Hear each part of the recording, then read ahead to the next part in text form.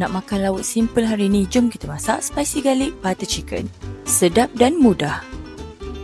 Mula-mula kita berap ayam dengan tepung gandum, tepung jagung, bawang putih yang telah kita cincang, serbuk jintan manis, serbuk cili dan sedikit garam. Tambah air just nice je, cukup bagi coating ni lekat elok dengan ayam. Lepas tu boleh goreng ayam. Ayam ni saya guna bahagian peha sebab dia lebih juicy dan tak rasa dry bila kita goreng.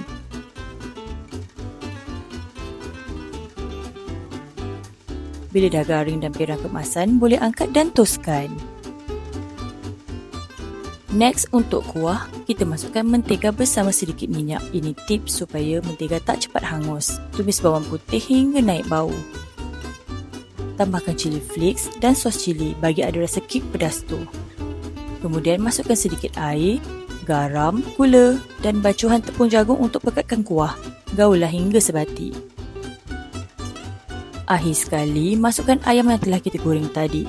Gaul ayam hingga bersalut mesra dengan kuah. Okey, dah siap spicy garlic butter chicken kita. Makan dengan nasi atau pasta memang ngam. Selamat mencuba. Ingat makan, ingat rasa.